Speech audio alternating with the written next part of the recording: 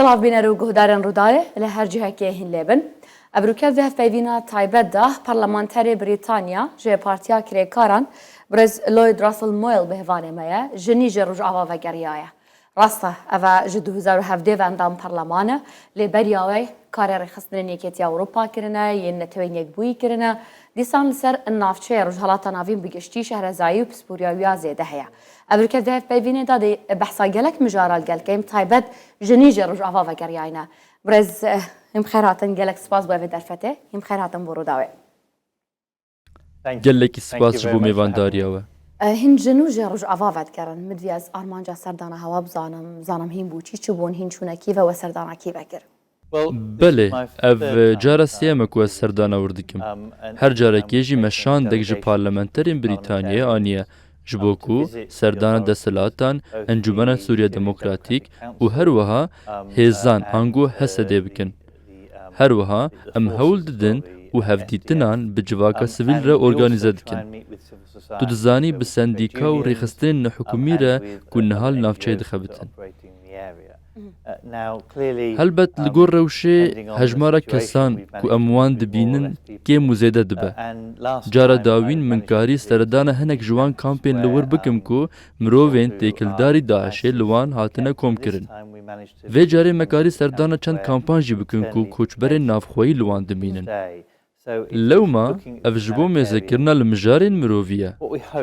ام هيفيدارن كو ام دفجر خويا لندن تا بكارن باللندن را انگو بحكومتا بريطانيا را لسر پشتوانيا برفرهتر كو ام بكارن دا آليه مروفي دا پیک بینن باخفن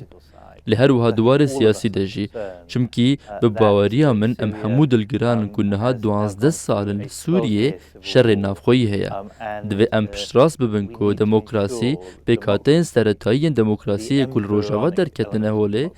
آليه سوريا تركيا يان هيزك دن و نين تنكرن يجهشتم تبحثا أفي كارساتا نيكر يانجي روشا كونو كهيا لرجعوا كارساتا كم مزن شابوية خلك رجعوا بهجمارين زيادة وينا قرباني قليا كم مزن جوا كان في دولتي هيا دبيجن هاري كاري ناجح نما والنزيق ديت وبربرسين رجعوا جديدن ترى يجريها نا تشاستان جيها نا كهاري كاري ناجح نا رجعوا وسوريا باشه پرانیه مروفین کل هریم روج آواد جین پر بخرابی زرارمند نبون هر وسا هریم بخوشی آلیکاری کم کرن لأگر ام هر سر نافچه کو باندورا که زیدتر و تنتر لوان بو کو نیوه وان لجیر رکیبا حکومت سوریه و نیوه دن جی دبن کنترول هزین چکدار دیا و ترکیه پشتوانیه پرانیه واندکه پرسکریک اوه کو دو کاروانان جهریم روجاوا دست به تفگره کرن از پشتراستم کو گلک آلیکاری و هفکارین سر بخوین دن دریدنه لأو آلیکاری لچند خالین کنترولین جدا آسیمانه یک جوان آلیکارین دخالک دبن دسترات ترکیه دا آسیمایه ترکیه دخوازه پیشی همو آلیکاری بچن ترکیه و پاشه سوز دن کو اوه بخوا وان دابش بکن اشکره کو او روش جبو دسترات دارین روش آوه نای قبول کرن چمکی ترس و مترسی هیا کو بره آلیکاریان بو جیهندن وره گوهارتن و او دخوازن کو آلیکاری بطایبتی جوان کسان ربن كل دورين زياندتي دجين هروها دلگرانيه که وان الراستقين هيا كو دبكو دسلاتين تركيا پشتراس نبن كو آليكاري بپشكا پيويست دگه گندن كردان آن دگه سوري و كومين اتنيكيين هندكاهين دن لورا او دخوازن كو او آليكاري بگين وان دران كارواني كو دچو سوريا دورا كو لبن دسلاتا شامية ما بهيست كو هنكي دجوار تربو جبرکو شامه داخواست کرد ریجه که جسدیج آلیکاریان جخوره ببه لوما گنگشه اکتی کرن که گلو ده درباس ببه یا نا و بری کو بگهی خالا داوین ده چقاس جبه برین نها دما کو ام بدستلات دارن روژ آوا و نافچه باکور روژلاته سوریه را داخفن و ها ده هزرین کو دانستاندن بردوامن و من وها هست کر او گشبینن کو ده آلیکاری داوی ده بگه جیه خواه لأف درنکتن انگو درنکتن اج پاراسنا جیانه و از نشاشم اف دلگرام بون کو آلیکاریان هولین خواه جبو درباس کرن آلیکاریان ندانه باشا چند روش یعنی بلا نزیکی 10 روزا کو بسبب کاراساتی و درباز دبن جیانا خلکیش مطرسیه دایا مدفد بزانم يعني جواكان في دولتي مثلا الآلية كي تركيا ناهلت الآلية دي حكومة سوريا ناهلت الآلية دي ميليشيات وجروبين شكدار ناهلن أفهاري كاريا بجهن رولا جواكان في دولتي مثلا بونمونا بريطانيا تشد بوفيكي تشبكتن جبركو بريانو كان رج أفادا خوازا دريكي دي سنوريت كش بري باب الهوا دخازا دريكي دي سنوريت كت كو بهتا فاكرن كو هاري كاريا بنوان چين كو عرض هجزيان لداي مناوی خود دوی بانگوازی ده نویسی. از زانم که حکومت بریتانیای به دستلاتدارن پیوندیدار را لسوریه و ترکیه و هر وحال عراقه دناف تکلیان دایا. جبو کو درین زیادتر وکن. تاکو آلیکاری حسانتر بین وگوهستن. لی نتنه درین سینورین دروی. پرسکرک اوکو دری و خالن کنترول نافخوی جهنه. و هفته بوری چند جاران د پارلمان تو دجی هات بحث کردن. دماکو داخویانه که جنش کاوه لسر ویم جاره جسروک وزیر بریتانیای گهامه. افتشتاکو پارتیا من پارتیا اپوزیسیونه من داوی هفته چند داخویانین تایبت دوی وارد بلاف کرد. دوی باوریه دنکو دوی جوها زدتر بکرن جبوکو بخواستن او دری بین وکرن. اگر نیم وکرن جی پیشنیار دکن کو او گوتو بیش هرن کنسه اولیکاریه. دبریار نامه داوین او کنسه اولیکاریه ده بگمان نبوی آوایی بو. جبو آلیکارین مرووی جبو سوریه با آوایی که هشتی چند درگه جوی لیسته هاتن درخستن چمکی بباوری آوان دوی چروسک آلیکاریان سر هجمارک کم دریان به ارتحجه او تشت همو گوهرتن لو ما اگر او دری بدلخوازی نیم وکرن وی چاغه دوی امهرن کنسه اولیکاریه و ام بریارک کنسه اولیکاری دوی وارد ور بگرن کوره بفکرن وان بده ام دخوازن کو ام خواجوه یکی دور بگرن چمکی دم جره لازمه تشتا هری گرینگ زختا دیپلوماتیکه جبوکو او دری نتنه درین دروی لی درین نافخوی جی بین وکرن و آزاد بین اف جی لگور یاسه ناف دولتی کود بیجه دوی آلیکارین مرووی ددما بیتاران ده بسربستی درباس ببن. باشا اوی کاراسات نبتنه یعنی هاری کارین زیادتر نینان هاری کارین مرووین هبوی نجیب راستی جی اوجی درگه لی گرتبون بماوه یکی و بزانم جبلی اوان هولین هوین دیپلوماسی و سیاسی بو وکرنا اوان ریا هوا وکه پرلمانتر هوا داخازه که وکه اپوزیسیون جی و بريطانيا هاري كاريا زيادة بشينيتن بو سوريا وبو تركيا جي بس سوريا بتايبتي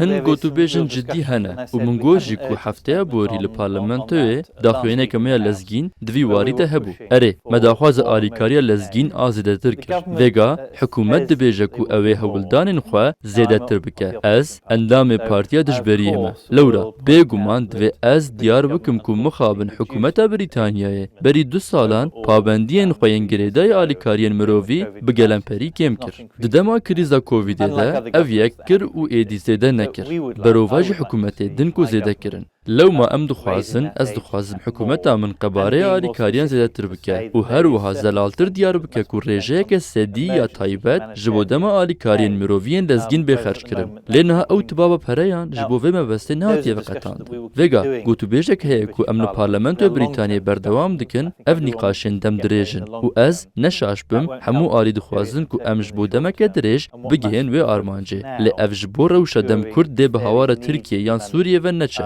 تاکو دوی ام آن حال سر بسکن او کو ام پشتراس ببن گلو پیدویک هیا کو ام بگیجن و داره تشتاکو دوی ام بکن و نهال بریتانیا دقومه نها بانگ لخلکی هاتیه کرن دا پریان بدن و حکومتی جعالی خواه بقباره همان تبابا کو خلق ده بریا چند مکانیزمایان جبو کو تبابا که بده هفتای قباره بانگ وازیه و جاندن دمکار ستان به ام وی گل بریتانیا دکن لو ما نشرت کو پسکریک پربن نه پسکریک ریدانه چاوا کو ام بگارن سر ریدانه در باسبونه ور بگیرن ام وی دمه دکارم قاسی دل دخوازه پریان برهف بکن باشا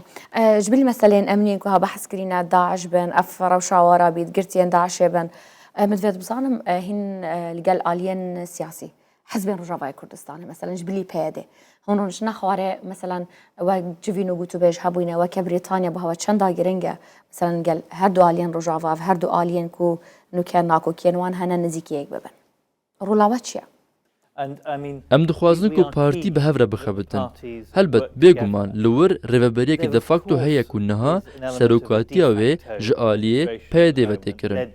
لەومە divê em di vî alî de rastbêj bin ku ew piraniya çalakiyan li sê kantonên sereke li Rojava birêve dibin. Em bi serkirdayetiya wan re civiyan. Me bi taybetî qala hilbijartinan kir. Her wiha me behsa wê yekê kir ku bila xelk di derbirîna xwe de azad bin derbarê ka dixwazin piştevaniya kê bikin. Çimkî ji 2017 ve hilbijartin nehatiye kirin. Her çiqasî hîna ji dema xwe ya qanûniya 5 salî derneketiye. Lê her ku em ji wê demê dûr dikevin de zehmettir bibe ku em bizanin kê piştevaniya kê dike. Lewra xwestekek ji bo danîna destûreke nû heye, destûreke ku hemû aliyan li xwe bigire û me dabaşa piştevaniya vê yekê jî kir. Her wiha xwestekek ji bo çêkirina hilbijartinan jî heye. Pirsgirêk ev e ku eger bi berdewamî metirsiya Tirkiyê hebe, wê deme gelo çi qasî li cihê ku hilbijartineke me ya seranserî hebe. Pêwîstiya vî tiştî jî bi piştevaniya me heye. Me behsa wê yekê kir ku eger hilbijartin hat kirin, em çawa hewl didin û tîmên çavdêriya hilbijartinan dişînin da serdana wan bikin. Çawa ku em heman tiştî ji bo hilbijartinên dinên cîhanê dikin û em ê parlamenteran ji bo çavdêriyê bişînin da em bizanin ku hilbijartin azad û bêkêmasî bûn. Lê vêga proseyek heye ku divê bêkirin. Li Stockholmê gotûbêjên din hene ku serpereştiya wan ji aliyê Encûmena Sûriya Demokratîk ve têkirin. Tiştê ku divê ew bikin li gor me ew e ku nêzîkî hev bibin bi komên din re. Her wisa komên dinên çekdar li Sûriyê û her wiha di aliyê prensîbê de jî destê xwe dirêjî Şamê bikin bi armanca dîtina çareseriyeke siyasî ku karibe otonomiya wan di Sûriyeke mezin de biparêze. Başa. Heke em ji Rojava bihêne Herêma Kurdistanê. Herêma Kurdistanê jî kêşeyên wê her heman kêşe ne bes bi şêwazeke cuda. Nizanin vere Partiya Demokrata Kurdistanê gel Yekîtiya Niştimaniya Kurdistanê du hizbên serekî ne ewa jî nakokiyên xwe hene. Bu evan her du hizban mesela nakokiyên wan bûyne sebeba gelek tişta mesela hilbijartin nehatîne kirin bu canahete şandin bu perlemanî rewşa xelkî ya xerab e. Cem vê bizanim pirêka neratên xwe yên wê yên Brîtanya peyama hewa yaron û aşkira çi ye bu evan her du hizban û bu hewa çi ye giring e gihandina evan her du hizban rola Brîtanya çi ye? Binêre dê qet nealî kar be eger partiyan li çend navçeyan destê xwe danîbin ser organên dewletê bi awayekî ku yên din jê bêpar hatibin hîştin. Ez dizanim ku Brîtanya û em bixwe jî xwestekeke me ji bo pêşmergeyekî yekgirtî heye ku karibe bibe yek, hêzên asayîşê bibin yek û ji hev necuda bin, lê hîn rêyeke dirêj maye ku ev pêk were. Rastiyeke nexwestiye ku di demekê de ku Kurdistan wiha dabeş bûye, Bexda dikare bi berdewamî xwe bi rêve bibe. Li vir li Bakurê Iraqê pêwîstiya me bi Kurdistaneke bihêz û yekgirtî heye, ji bo ku em bikaribin gotûbêjeke hêja bi Bexdayê re bikin. Lê di demekê de ku Kurdistan parçe bûbe, ev kar dijwartir dike ji bo hebûna wan gotûbêjan. Her wisa ji bo ewlehî û berdewambûna herêmê. Tişta ku em bi rastî hêvî dikin ew e ku hikûmeta niha her çi qasî niha partiyeke tenê li ser wê serdest e gihîştiya rewşekê bi awayekî eger tu li endamên kabîneyê binêrî ew kesên ji beşên dinên herêmê jî li xwe digirin. Hin kesên wan hene ku ne tenê paşxana wana hizbî heye lê belê paşxana wan a saziyên sivîl û mafên mirovan jî heye. Em jî bi çend endamên kabîneya hikûmetê re ku xwediyên wan paşxaneyan e civiyan. Ev jî cihekî cihê dilaramiyê ye ku hikûmeteke te heye xwediyê şiyanên cuda ye û divê seranserî be. Eger ev yek berdewam be, ev proseyeke erînî ye û dikare ji tiştên din re jî bibe bingeh. Ev nedawiye, lê zelal û aşkere xuya ye ku têkildarî nakokiyên her du partiyan arasteyên dilgiranker hene. Evca evan nakokiyan û sakiriya hilbijartin nehêne kirin wexta xwe de. Sedan sala Brîtanya welatekî demokratiye perlemana xwe heye saziyên xwe heye. Evca hinek cara hez dikem ku hinek cara vê berpirsên me yên Kurdistanê bîrawan bihête înan. Mesela encam nedana hilbijartinan, neşandina budceyê bû perlemanê çend tesîrê li wê proseya demokratiyê dike ya ku li Herêma Kurdistanê heye. Zerera wê çi ye bi rêya te? بله حکومت بریتانیای هرتم بویەکی ڕەبوو و حکومەتە هەرێما کوردستانی لەسەر وەیەکی بسەکنە و هەلبژاردنی ناوخۆیین دموکراتیک دەدەما خۆ دەبێنکردن و بەردەوام بن لە دەوسا و گرانیە بدن مژارێندن گشتپرسی و تشتێن دیتر یەک ji tiştên ku divê bi hilbijartina re bimeşe ji serjmariyeke rast pêk tê û tu bizanî kî li vir e. Ev jî biryarên siyasiyên dijwar in lê divê bên wergirtin. Çimkî divê herêm li ser hîmê rûniştvanan be bêzanîn niha kî li ku ye. Em fêm dikin ku ev mijarên hestiyar in lê tu çi qasî wan li paş bixî dijwartir dibin. Lewma hesta min wiha ye ku îsal hilbijartin bên kirin. Divê armanca me ew be ku îsal ku nebe jî sala bê hilbijartin bên kirin. Nabe em herdem li paş bixin. Divê em demekê jê re destnîşan bikin û kar bikin da di wê demê de bêkirin. Hikûmeta Brîtanyayê jî biriya dezgeh û saziyên me wek mînak dezgeha Westminsterê li ser piştgiriya hemû aliyan berdewam be. Di hemû aliyan de ji bo ku beşdarî sazkirina biryarên demokratîk bibe.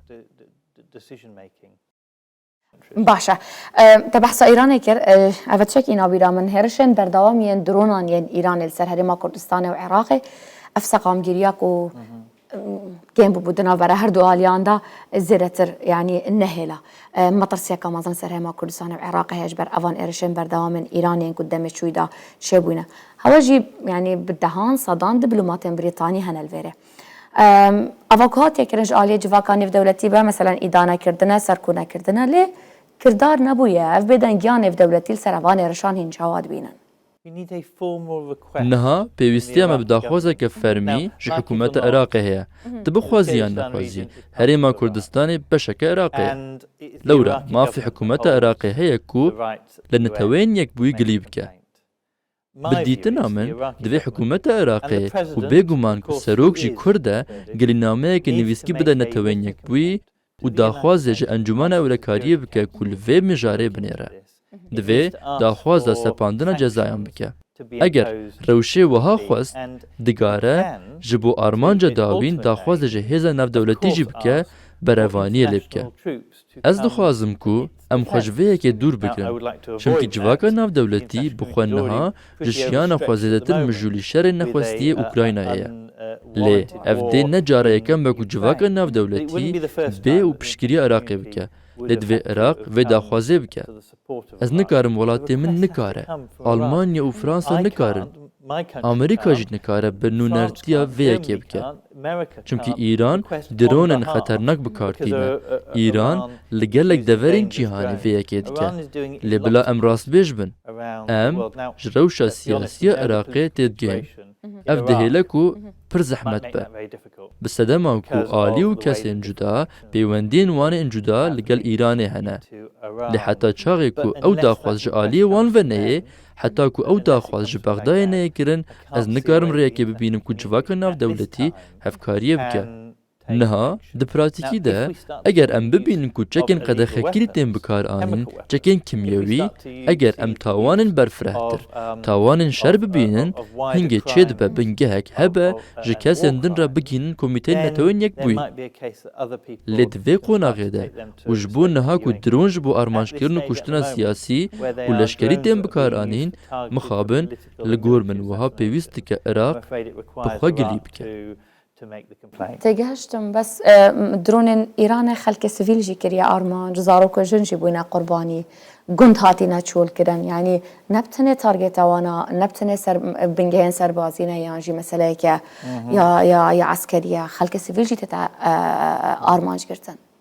Erê eger ev yek berdewam bibe û ber bi qonaqeke berfirehtir ve biçe wê demê bingehek heye ku kesên din li ba netewên yekbûyî gilî bikin. Iraq ne endameke tam ya dadgeha tawanên navdewletî ye. Lewra li ser tawanên şer eger ew tawan li wir hatibin kirin ev heman pirsgirêka çekdarên Daişê ye.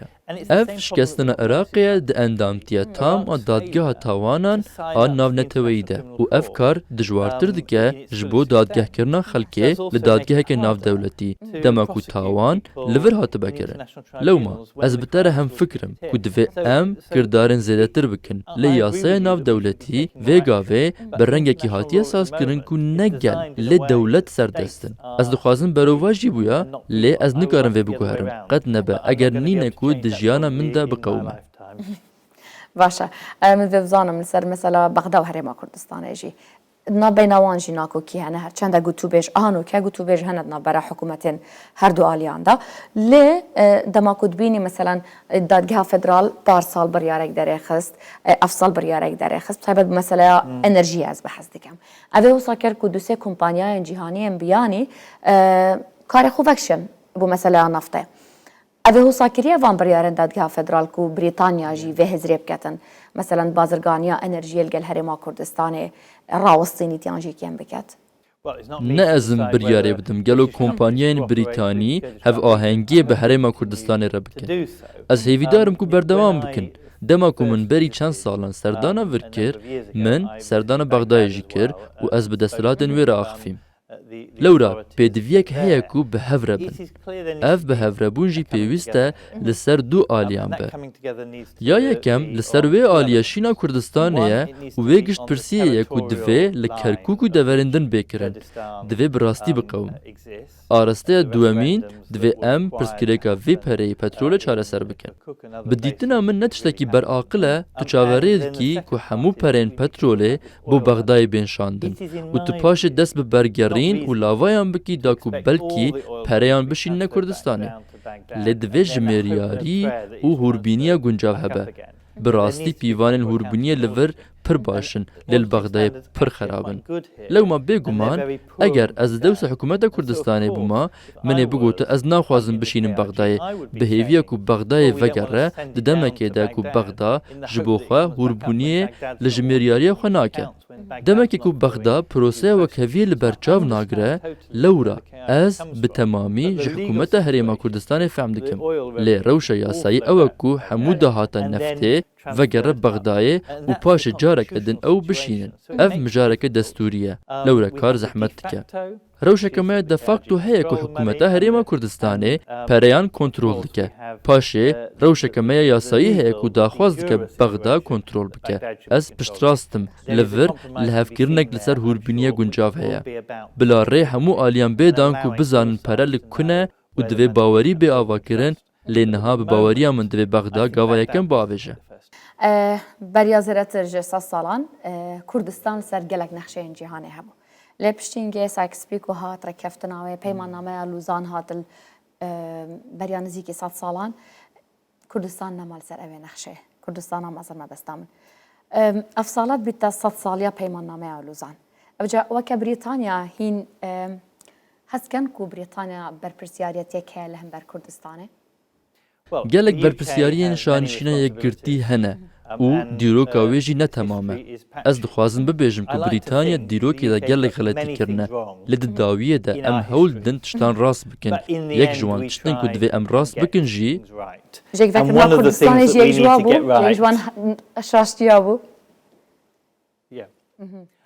bi baweriya min xêzkirina hêla Sykes-Picot bi rengê ku nexşe jê re hat kêşan çewt bû ev eşkere ye merema min ev e ku piraniya xelkê li Brîtanya dema ku tu behsa Kurdan dikî pêşî dibêje o ew gelin ku welatê wan ji wan hatiye standin û neheqiyek hatiye kirin bêguman em nikarin dîrokê ji nû ve binivîsin em nikarin vegerin wê demê û demê hilweşînin 100 sal jî sal demekê dirêj e û ji 45 vir ve sînor ha xetimîne tiştê ku piştî peymana 45 di şerê cîhaniyê duyem û damezrandina netewên yekbûyî de qewmî me got bila sînor di wê demê de cîgirtî bin û sînor êdî nikare bi sê rêyan destwerdan di wan de bêkirin bi rêya nakokiyên tund û tuş ku em dixwazin xwe bi vê rê biparêzin an bi rêya cudabûna aştiyan e ev jî çê nabe çimkî Iraqê giştpirsî qebûl nekir an bi rêya proseya danûstandinê li netewên yekbûyî qet çê nebûye an got li gor peymana Montevideoya bilewma em di rewşeke dijwar de ne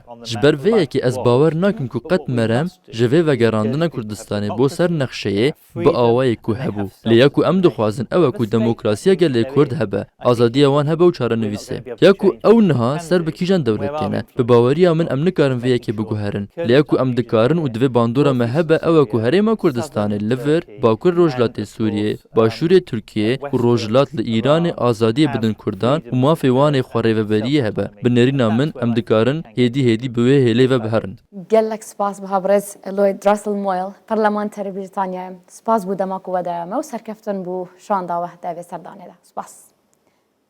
Spas, kêfxweş bû. Spas biha weş.